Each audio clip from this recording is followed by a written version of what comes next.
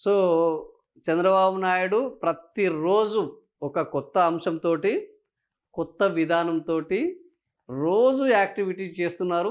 రోజొక పథకము, రోజొక కార్యక్రమము, రోజొక విధానం. ఇట్లా ఏ ఒక్క రోజు గ్యాప్ లేకుండా అది నిత్యము హడావుడి చేసే ఒక కార్యక్రమం జరుగుతుంది.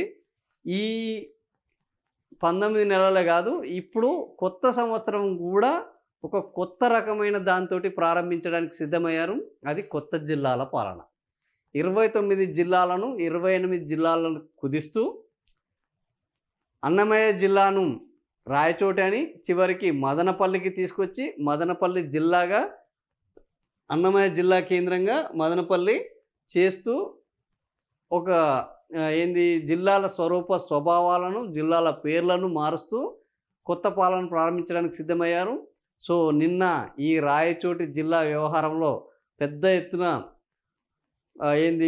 అక్కడికి చెందిన మంత్రి ఆయన కన్నీరు కార్చడము, చంద్రబాబు ఓదార్చడము, ఆయన ఆ నియోజకవర్గ ప్రజలకు క్షమాపణలు చెప్పడము. సో, ఇది అత్యంత బాధాకరమైంది. జిల్లా వస్తదనుకొని రాకపోవడము అని ఆయన ఆవేదన చెందడము.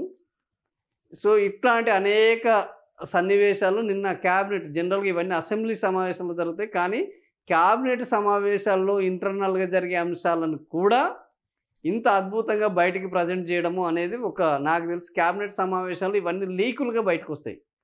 కానీ ఇవన్నీ ఎట్లా వచ్చినాయంటే నిన్న అందరికీ అవపడేటట్టు వచ్చినాయి.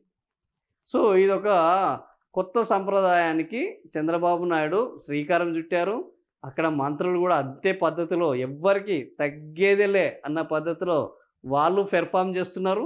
సో, జనవరి 1కి అందరైతే సిద్ధమయ్యారు కొత్త పాలనకు. అమరావతి రాజధానిగా ఆంధ్రప్రదేశ్లో చంద్రబాబు నాయుడు నాయకత్వంలో కూటమి పాలనలో జనవరి 1 నుంచెల్లి 29 కాదు 28 జిల్లాల పాలన షురు కాబోతుంది. సో, మరి ఈ పాలన ఎలా ఉంటుంది అనేది చూడాలి.